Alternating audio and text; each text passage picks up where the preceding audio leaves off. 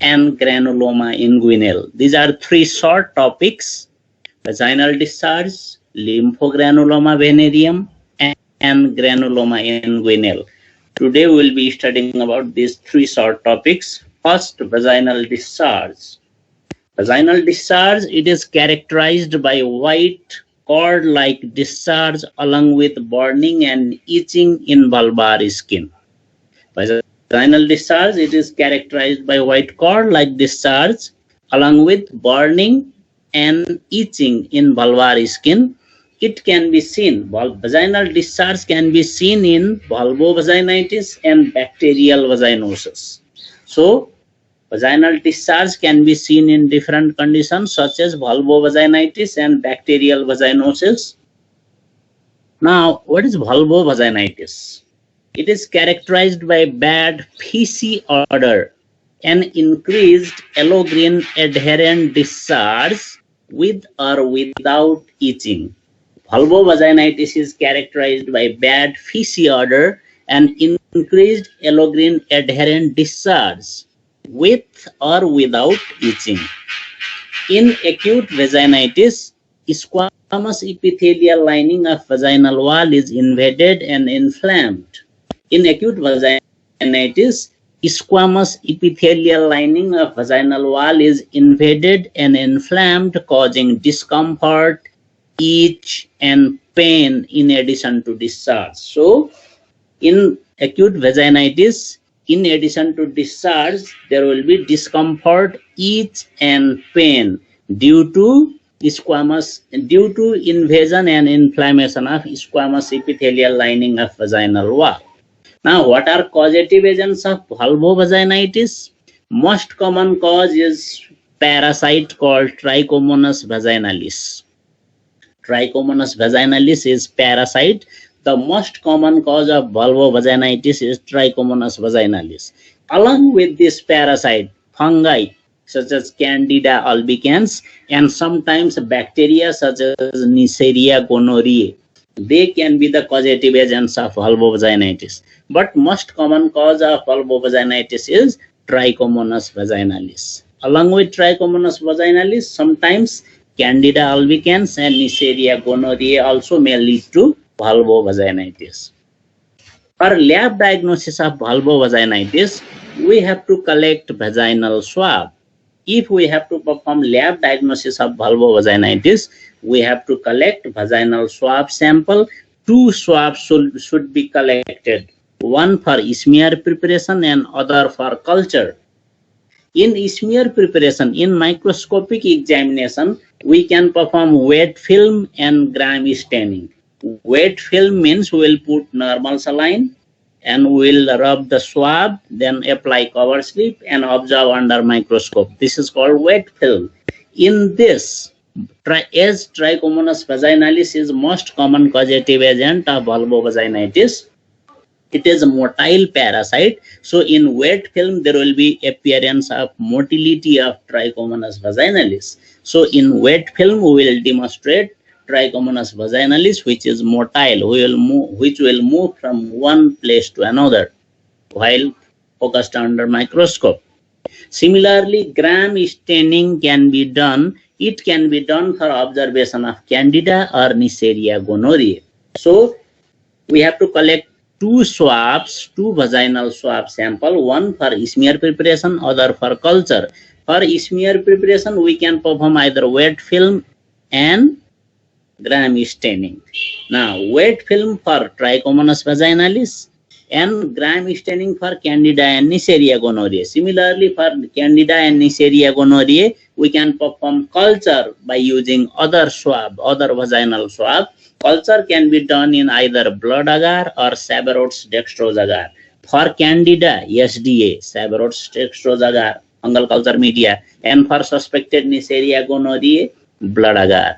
In this way, we can collect two vaginal swab samples, one for smear and other for culture. In smear preparation, we will prepare wet film and gram stain film for microscopic examination, and culture can be done for demonstration of Candida and Neisseria gonorrhoeae in SDA and blood agar respectively. This is about vulvovaginitis. Now next condition is bacterial vaginosis. Bacterial vaginosis means it is vaginitis caused by bacteria. If vaginitis is caused by bacteria, mostly bacteria called Gardnerella vaginalis, this clinical condition is called bacterial vaginosis. So vaginitis caused by bacteria is called bacterial vaginosis. It is characterized by increased homogeneous discharge from vagina. Bacterial vaginosis, it is characterized by increased homogeneous discharge from vagina, and there will be malodor. Malodor often described as a rotten fishy smell. There will be malodor of discharge which smells like a rotten fishy smell. There is foul smelling discharge in bacterial vaginosis. Among causative agents of bacterial vaginosis, already we said most common causative agent will be bacteria called Gardnerella vaginalis. Gardnerella vaginalis is most common cause of bacterial vaginosis.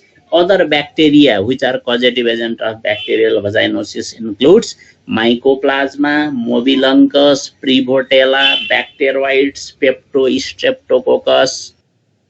These are other causative agents of bacterial vaginosis. Already I said vaginitis caused by bacteria is called bacterial vaginosis. It is characterized by increased homogeneous discharge from vagina, and there will be rotten fishy smell like discharge. Most common causative agent is bacteria called Gardnerella vaginalis. Other causative agents of bacterial vaginosis include Mycoplasma, Mobiluncus, Prevotella, Bacteroides, Streptococcus, etc. These are other causative agents, but the most common cause is Gardnerella vaginalis. These organisms, these causative agents are present in massive dose in vaginal fluid in case of bacterial vaginosis. The normal vaginal flora, which is lactobacillus, that play protective role against infection, is either absent or present only in reduced concentration. Normal flora of vagina is lactobacillus, but it is replaced in case of bacterial vaginosis. Normal flora of vagina lactobacillus is replaced by this pathogenic bacteria such as Gardnerella vaginalis, Mycoplasma, Mobiluncus, Prevotella, Streptococcus. These pathogenic bacteria will replace normal flora lactobacilli. Okay, an increase in vaginal pH occurs in case of bacterial vaginosis. pH will be more than 4.4. Now, how it will be transmitted? Transmission occurs by having sexual contact with multiple sex partners, which is STD, sexually transmitted disease associated risk factor. So transmission occurs by STD associated risk factors such as having sexual contact with multiple sex partners. Now, lab diagnosis of bacterial vaginosis, what we can do? For lab diagnosis of bacterial vaginosis, if we measure the pH will be more than 4.5. We can perform amine test. For lab diagnosis of bacterial vaginosis, we can perform amine test. What we have to do in amine test? When we have to collect vaginal fluid, that vaginal fluid should be mixed with 10% KOH, potassium hydroxide. Vaginal fluid should be collected. It should be mixed with 10% potassium hydroxide, 10% KOH. After mixing vaginal fluid with 10% KOH, there will be development of fishy odor. This fishy odor liberation is due to volatile amines present in vaginal fluid. Simply in amine test, what we have to do? We have to mix vaginal fluid with 10% potassium hydroxide, 10% KOH, then there will be liberation of fishy odor. This liberation of fishy odor indicates amine test positive, and the case is of bacterial vaginosis. Similarly, we can perform saline microscopy or wet mount. What we have to do? We have to take clean glass slide apply 1 or 2 drops of normal saline and apply 1 or 2 drops of vaginal fluid there. Then if we cover with cover slip and observe under microscope, vaginal discharge contains clue cells. There will be appearance of clue cells. This is very important question for MCQ, okay, multiple choice question, just frequently asked question. Clue cells are characteristic feature of, then there will be different clinical conditions. It is important characteristic feature of bacterial vaginosis. Clue cells means squamous epithelial cells coated with cocobacillary organisms. Clue cells means squamous epithelial cells coated with cocobacillary organisms. So in saline microscopy, we can demonstrate clue cells. Clue cells means if we perform wet mount, what we will see in bacterial vaginosis? We will see clue cells. That means we will observe squamous epithelial cells coated with cocobacillary organisms. There will be appearance of epithelial cell, large epithelial cell under microscope, inside which there will be presence of cocobacilli. This appearance is called clue cell, and clue cell is characteristic feature of bacterial vaginosis. Leukocytes are generally absent in case of bacterial vaginosis. Along with pH testing, amine test, saline microscopy, and demonstration of clue cells, we can perform gram staining. In gram staining, the normal vaginal flora, that is lactobacilli in vagina, it is found largely replaced by Gardnerella vaginalis and other anaerobes. If normal vaginal flora lactobacilli is replaced by Gardnerella vaginalis, there will be appearance of, in gram stain also we can demonstrate clue cells. Okay. In saline microscopy also we can demonstrate clue cells. In gram staining also we can demonstrate clue cells. In wet mount or saline microscopy, clue cells means there will be appearance of large epithelial cell inside which there will be cocobacillary organism. If we perform gram staining, again there will be appearance of clue cells. It means there will be appearance of large epithelial cell inside which there will be presence of gram negative cocobacilli. In saline microscopy or wet mount, gram staining report we cannot observe. But in gram staining, we will observe clue cells. It means large epithelial cell inside which there will be presence of gram negative cocobacilli. Okay, so this is about gram staining for lab diagnosis of bacterial vaginosis. So in vaginal discharge we can see in two conditions, which is one is vulvovaginitis, other is bacterial vaginosis. Vulvovaginitis is mostly caused by Trichomonas vaginalis. Bacterial vaginosis, it is also vaginitis but caused by bacteria. Most common cause is Gardnerella vaginalis. And bacterial vaginosis, for lab diagnosis, most important characteristic feature is demonstration of clue cells. This is about vaginal discharge, in which we have studied about two different conditions, vulvovaginitis and bacterial vaginosis. Now next short topic of reproductive system infection, that is lymphogranuloma venereum, in short LGV, lymphogranuloma venereum. Lymphogranuloma venereum, it is also classical venereal disease. Causative agent of lymphogranuloma venereum is Chlamydia trachomatis. Chlamydia, it is bacteria. Trachomatis is species. Chlamydia, this genus of bacteria has many species, among which Chlamydia trachomatis is one of the species. Among Chlamydia trachomatis also there are many serobars or serotypes, among which Chlamydia trachomatis serobars L1, L2 and L3. Chlamydia trachomatis serotypes L1, L2, and L3. These are the causative agent of sexually transmitted disease called lymphogranuloma venereum. So, lymphogranuloma venereum, it is classical venereal disease. Causative agent of lymphogranuloma venereum is Chlamydia trachomatis serovars L1, L2, and L3. If we observe morphology of lymphogram, this Chlamydia trachomatis,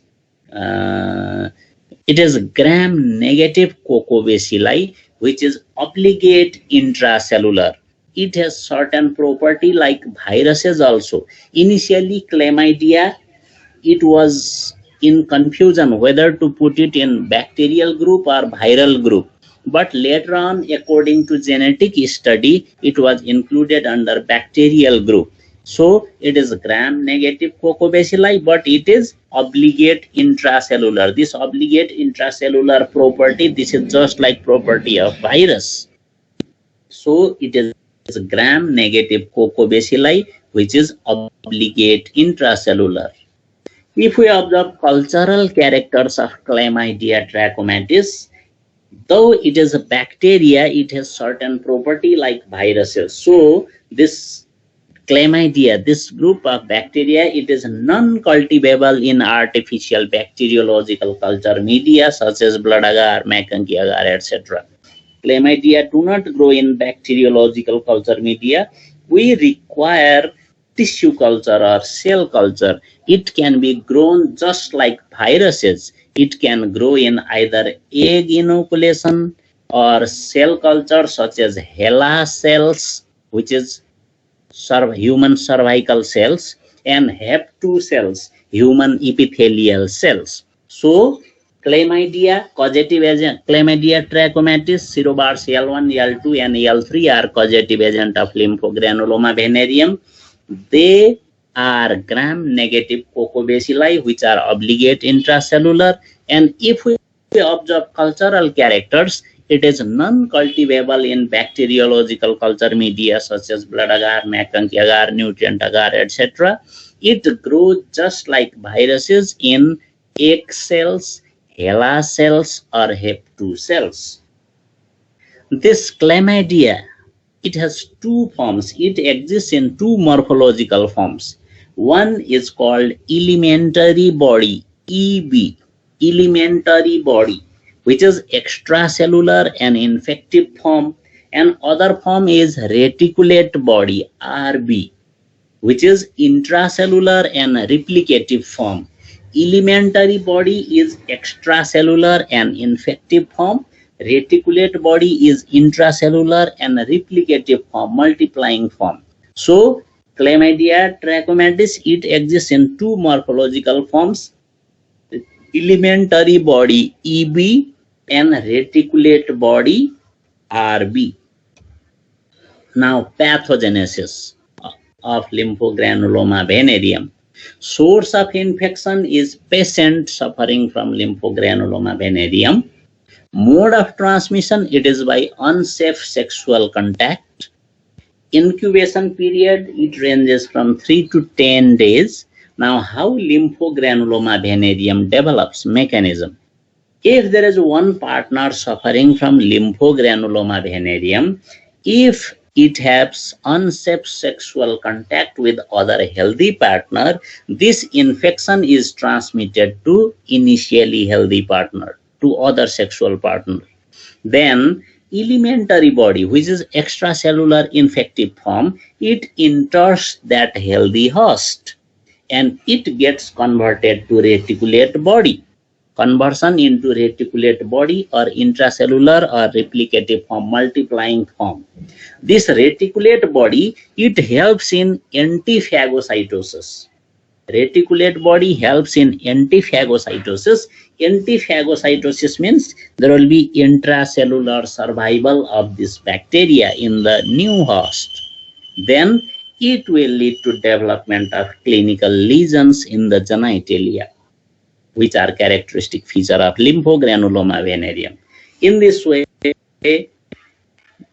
initially healthy partner, due to having unsafe sexual contact with sexual partner, initially suffering from lymphogranuloma venereum, he will acquire lesions in the genitalia of lymphogranuloma venereum. In this way, pathogenesis, clinical features of lymphogranuloma venereum develop in initially healthy partner. Now, clinical features. There are three types of lesions seen in lymphogranuloma venereum: primary lesion, secondary lesion, and tertiary lesions. In clinical features, we can see three types of lesions: primary lesion, secondary lesion, and tertiary lesion in lymphogranuloma venereum. Primary lesion, it is characterized by small painless papule. Remember, painless, not painful, it is painless. Small painless papule in the genitalia. This is ulcerative lesion which heals spontaneously. It is self-limited. There will be ulcerative lesion which heals spontaneously. When primary lesion reaches to lymph nodes, it gets converted to secondary lesion. Primary lesion of lymphogranuloma venereum, it is characterized by small painless papule in the genitalia.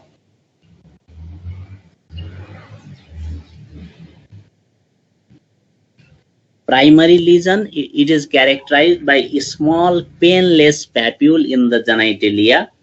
This is ulcerative lesion which heals spontaneously or it is self-limited.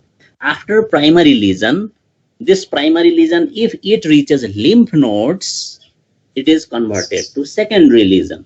Now, feature of secondary lesion. After 2 weeks, there will be lymphadenitis, inflammation of lymph nodes. Lymphadenitis, lymph nodes enlarge and suppurate, discharging pus. If there is involvement and inflammation of lymph nodes, it is secondary lesion. These lymph nodes enlarge and suppurate, discharging pus. In microscopic examination, inflammation includes neutrophils, lymphocytes, and plasma cells. Generally, clinically, there will be involvement of lymph nodes. There will be lymphadenitis. Lymph nodes enlarge and suppurate, discharging pus. This is characteristic feature of secondary lesion of lymphogranuloma venereum. Now, in tertiary lesion, if secondary lesions are untreated, secondary stage leads to tertiary stage. In tertiary stage, there may be urethral and rectal stricture. In tertiary stage of lymphogranuloma venereum, there may be urethral and rectal stricture due to fibrosis and scarring. So, in tertiary lesion, there may be urethral and rectal stricture due to fibrosis and scarring. So, overall, in clinical features of lymphogranuloma venereum, there are three types of lesion: primary, secondary, and tertiary. In primary lesion, there will be small, very less ulceration in genital area. If there will be involvement of lymph nodes, it is secondary lesion. If secondary lesion gets untreated, it develops into tertiary stage, and tertiary lesion is characterized by urethral and rectal stricture due to fibrosis and scarring. These are clinical features of lymphogranuloma venereum. Now, lab diagnosis. Lab diagnosis of lymphogranuloma venereum, we can perform various type of tests. We can perform smear examination, we can perform culture, we can perform antigen detection, we can perform antibody detection, we can perform PCR. These are various techniques for lab diagnosis of lymphogranuloma venereum. Smear examination. We can demonstrate Miyagawa inclusion bodies in case of lymphogranuloma venereum. Inclusion bodies are special forms of bacteria or viruses, mostly viral type ma ke huncha ta. There will be formation of inclusion bodies. Inclusion Which inclusion body is seen in lymphogranuloma venereum? Miyagawa inclusion bodies.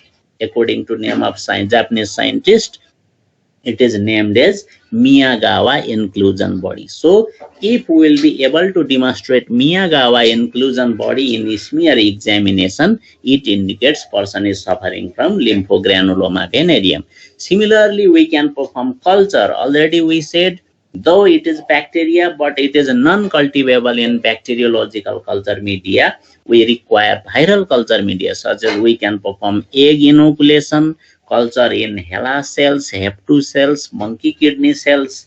What we see in this cell culture or tissue culture, we can see cytopathic effect, type of lesion seen in this cell culture. By observing that cytopathic effect, we can identify whether it is lymphogranuloma venereum or not. Similarly, other technique for lab diagnosis of lymphogranuloma venereum includes antigen detection. Antigen detection can be done either by immunofluorescence or by ELISA. Antigen detection can be done either by immunofluorescence or by ELISA. Similarly, we can perform serological test for detection of antibody, and ultimately gold standard test is PCR, which can be done for detection of chlamydial DNA. So PCR can be done for detection of DNA. Overall, we can perform smear examination. In case of lymphogranuloma venereum, Miyagawa inclusion bodies will be seen. We can perform culture in egg, HeLa cells, HEP2 cells, or monkey kidney cells. By observing cytopathic effect, we can identify chlamydia. Antigen detection can be done by performing immunofluorescence test or ELISA. Antibody detection can be done by serology, and this chlamydial DNA can be detected by performing PCR. So these are the techniques for lab diagnosis of lymphogranuloma venereum. Now next, third small topic, short topic of reproductive system infection is granuloma inguinale. Granuloma inguinale, it is also called donovanosis because scientist Donovan, he has identified this disease, so it is called donovanosis. It is granuloma inguinale, it is also called donovanosis. Granuloma inguinale, it is also classical venereal disease. It is also called donovanosis according to name of scientist. It is a mildly contagious chronic granulomatous ulcerative disease.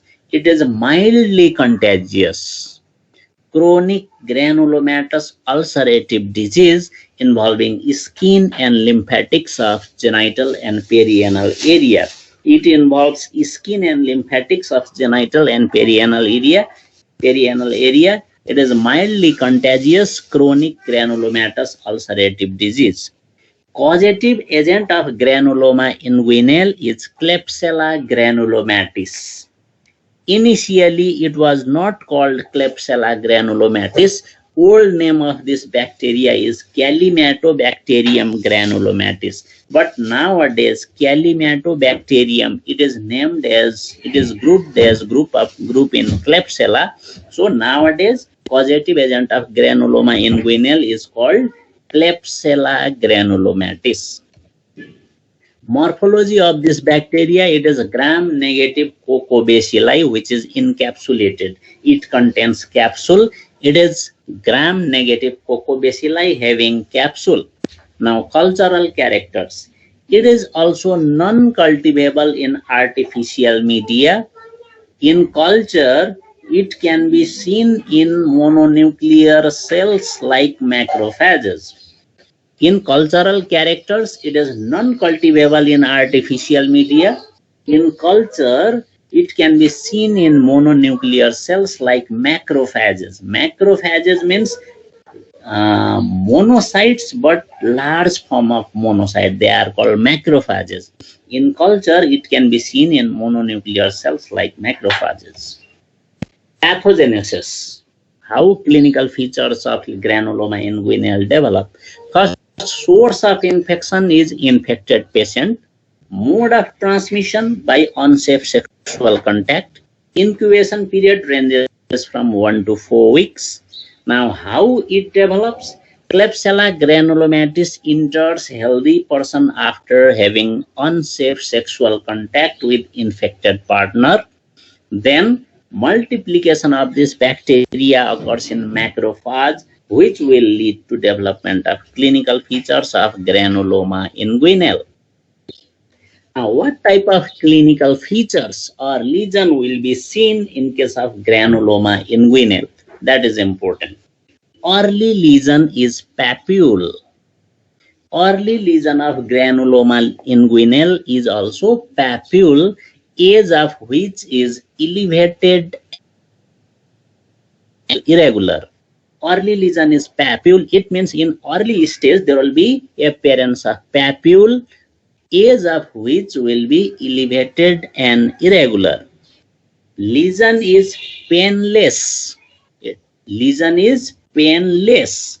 Remember, while studying gonorrhea, chancroid, and these topics, you have to differentiate in clinical feature in which disease there will be painful lesion, in which disease there is painless lesion.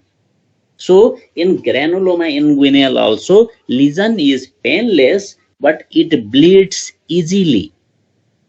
Lesions are mainly located on glands, prepuce, and shaft of penis, perianal area, and labia in case of females.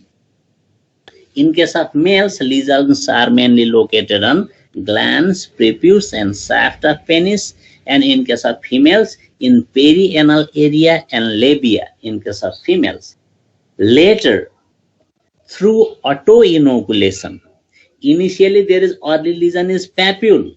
Lesions are painless, which bleeds easily. Lesions, they are located on glands, prepuce, and shaft of penis in case of males, and perianal area and labia in females. But later, through auto-inoculation, आफ्नै कारणले, through auto-inoculation, it reaches lymphatics.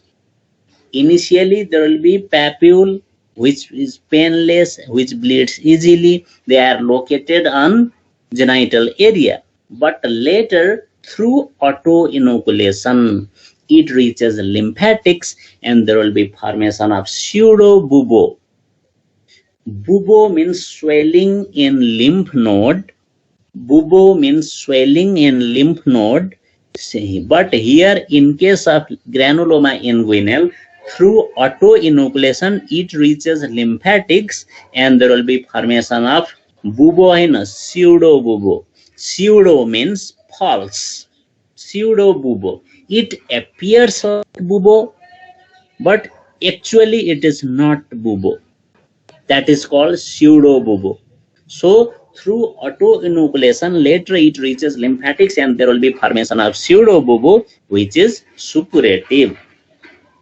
There is no disseminated infection in case of granuloma inguinale. Now, lab diagnosis of granuloma inguinale. Lab diagnosis includes first sample collection. We can collect either pus or discharge. We have to collect pus from periphery of pseudobubo in a clean glass slide. Pseudobubo छ पेरिफेरीमा अलिकति चिरेर cutting गरेर त्यहाँबाट clean glass स्लाइडमा we have to collect pus. Then we have to make crush smear, CRUSH crush. Crush smear. What is crush smear? Already we have collected pus or discharge in the glass slide. Then we have to apply other clean glass slide over that specimen, and we have to crush it. Slide lai रगड्ने यता उता गर्ने, and we have to make smear. Such type of smear is called crush smear. So, what is crush smear? We have taken clean glass slide. We have collected sample in the center of the glass slide. Now we will apply second glass slide over that clinical specimen and we will crush it and make smear. That this type of smear is called crush smear. We have to make crush smear, air dry it, fix in methanol and perform Giemsa stain. If we perform Giemsa stain in microscopy, we can demonstrate Donovan bodies. Donovan bodies, they appear like telephone handle. पुरानो जमानामा टेलिफोनको use हुन्थ्यो नि हैन, टेलिफोनको handle कस्तो हुन्छ दुई साइडमा, it appears like that. So appearance like telephone handle, this type of appearance, these bodies are called, these inclusion bodies are called Donovan bodies. In case of lab diagnosis of granuloma inguinal, if we collect pus or discharge from pseudobubo, make crush smear and perform Giemsa stain, we will be able to demonstrate Donovan inclusion bodies. Donovan bodies means intracellular coccobacilli which lie within the cystic space in cytoplasm of large mononuclear cells. This is called Donovan bodies. Appearance of Donovan body is just like telephone handle. In Giemsa staining, we should be able to demonstrate Donovan bodies. Demonstration of Donovan bodies indicates person is suffering from granuloma inguinal. So, in summary, today we have studied three short topics: vaginal discharge, lymphogranuloma venereum, and granuloma inguinal. In vaginal discharge, two types of conditions we have studied: vulvovaginitis and bacterial vaginosis. Any query?